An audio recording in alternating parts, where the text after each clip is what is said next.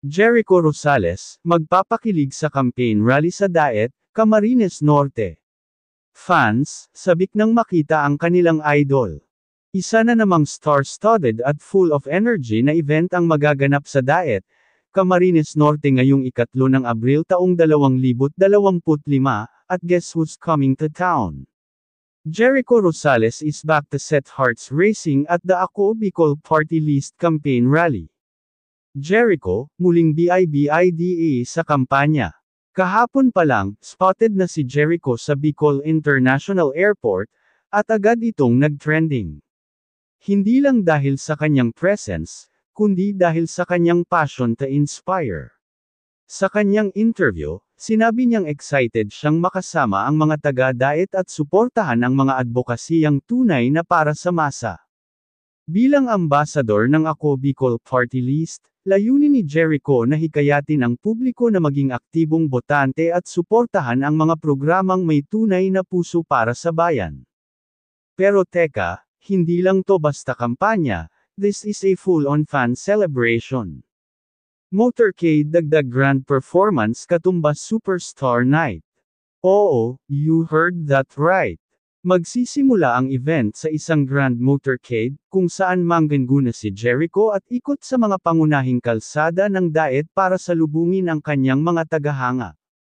Pagdating ng gabi, isang electrifying performance ang ihahandog niya sa entablado sa Our Lady of Lourdes College Foundation, kasama ang mga kandidato ng Ako Bicol. Expect songs, speeches, surprises, at syempre, kilig overload mula kay Echo mismo. Social media explosion, Echo sa Daet. Hindi pa man nagsisimula ang event, umaapaw na ang excitement online. Grabe, pupunta si Jericho sa Daet. Wala nang makakapigil sakin, pupunta ako. Mapapapangako sa'yo, ako ulit nito. Echo, forever crush. Ilan lang yan sa libo-libong comments ng fans na nangangarap ng selfie o kahit simpleng wave mula sa kanilang idol. Mga artista, mas lumalakas ang boses sa halalan. Habang palapit ang halalan, mas maraming celebrities ang nakikilahok sa mga campaign rally. Pero si Jericho, hindi lang basta presence, he's using his platform to inspire and unite. Ipinapakita niyang hindi lang sa teleserye siya bida, kundi pati sa tunay na buhay. Huwag magpahuli. Kung nasa Daet ka, this is your chance to witness a once-in-a-lifetime rally na may halong advocacy, music, at kilig feels. At kung hindi ka makakadalo, don't worry, may live updates and official coverage ang Ako Bicol Party List sa kanilang social media pages. Ano sa tingin nyo? Magiging mas exciting kaya ang rally dahil kay Jericho?